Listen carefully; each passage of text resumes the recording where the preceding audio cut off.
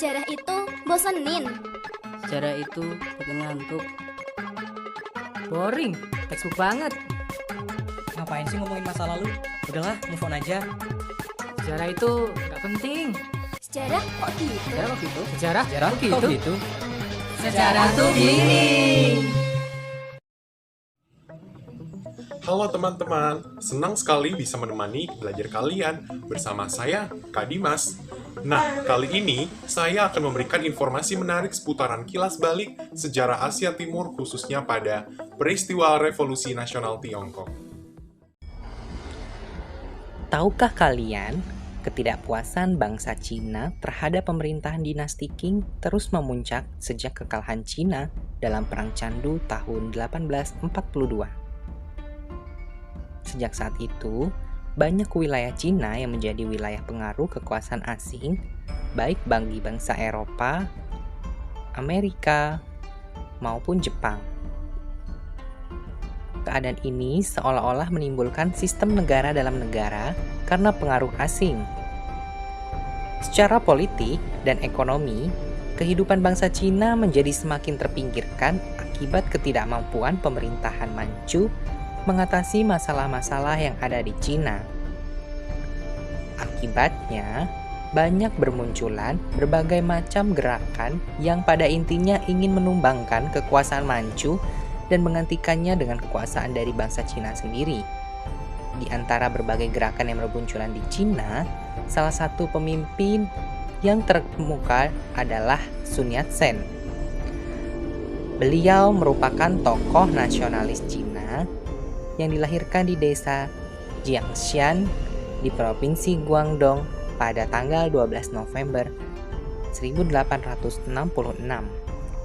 Sun Yat-sen mendirikan organisasi Dongmenghui yang bertujuan untuk mengusir bangsa Manchu, merebut kembali Cina bagi bangsa Tionghoa, dan mendirikan suatu negara yang berbentuk republik. Sistem kekaisaran di Cina berakhir setelah Sun Yat-sen mengobarkan revolusi pada tahun 1911 dan selanjutnya bercita-cita ingin menyatukan seluruh Cina dalam satu pemerintahan yang didasarkan pada San Min-chui atau tiga sendi kedaulatan rakyat, yaitu nasionalisme, sosialisme, dan demokrasi. Revolusi nasional di bawah pengaruh Sun Yat-sen kemudian meletus di Wuchang pada tanggal 11 Oktober 1911. Hal ini menunjukkan bahwa masyarakat feodal Tiongkok tradisional juga perlu dimodernisasi jika ingin mencapai kemajuan dalam bidang teknologi dan perdagangan.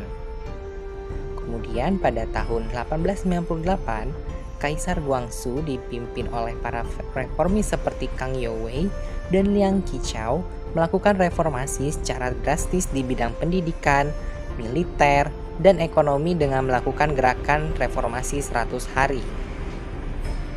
Kombinasi dari meningkatnya tuntutan imperialis barat, frustasi dengan pemerintahan Istana Qing, dan berkeinginan untuk melihat Cina yang bersatu mendorong munculnya gerakan-gerakan nasionalisme yang membawa ide-ide revolusioner.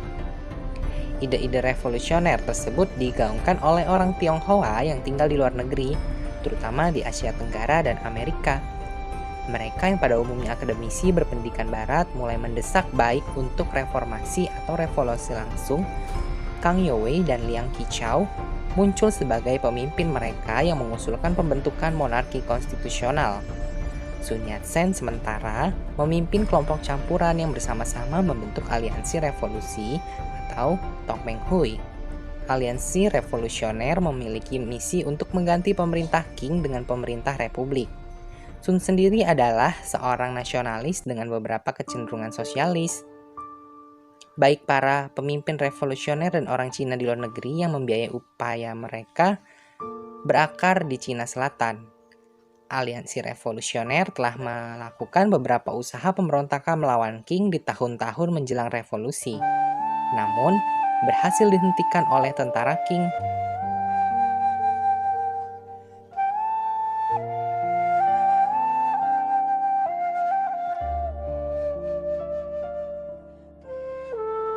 Halo, nama saya Holifa Tunisa. Kalian bisa panggil saya Kak Holifa. Nah, Apakah kalian tahu bagaimana kondisi Tiongkok di bawah pemerintahan dinasti Manchu? Dan bagaimanakah akhir dari pemerintahan dinasti ini sampai akhirnya memunculkan revolusi nasional Tiongkok? Yuk kita bahas bersama. Dinasti Manchu yang berkuasa dari tahun 1644 sampai 1911 Masehi bukanlah berasal dari etnis Cina sendiri, melainkan berasal dari kelompok asing yang minoritas.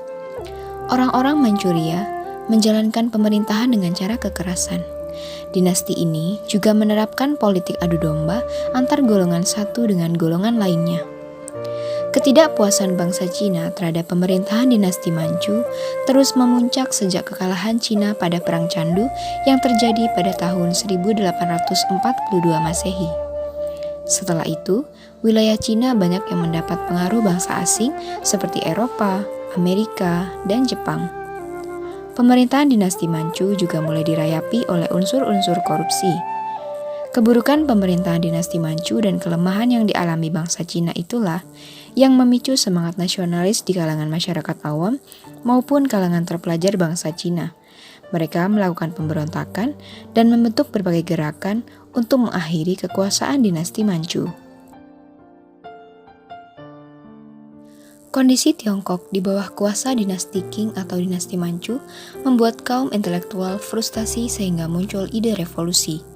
Kombinasi antara meningkatnya tuntutan penjajah Jepang dan negara barat, frustasi dengan pemerintahan dinasti Qing, dan keinginan untuk melihat Tiongkok yang bersatu telah mengobarkan semangat nasionalisme serta revolusi. Makin banyak kaum intelektual dan elit yang sebagian besar adalah pelajar Tiongkok di luar negeri. Mereka bersumpah untuk meruntuhkan dinasti Qing dan membangun sebuah negara republik. Salah tokoh intelektual yang menonjol dan dijadikan musuh oleh dinasti Qing adalah Sun Yat-sen, seorang nasionalis dengan kecenderungan sosialis. Pada tahun 1894, Sun Yat-sen mendirikan Sing Zong Hui atau Perkumpulan Kebangkitan Tiongkok di Honolulu, Hawaii, dengan sumpah untuk meruntuhkan dinasti Qing, membangkitkan Tiongkok, dan membangun pemerintahan yang bersatu. Organisasi tersebut lalu berubah menjadi Tongmeng Hui atau Aliansi Tiongkok Bersatu. Organisasi inilah yang menjadi cikal bakal Kuomintang atau yang lebih dikenal dengan Partai Nasionalis Tiongkok. Nah, itu tadi adalah penjelasan tentang bagaimana kondisi Tiongkok di bawah pemerintahan dinasti Manchu sampai akhirnya memunculkan revolusi nasional Tiongkok. Nah, itu tadi kilas balik singkat tentang materi revolusi nasional Tiongkok yang perlu teman-teman ketahui. Semangat belajar dan tutuplah ilmu sampai ke negeri Cina.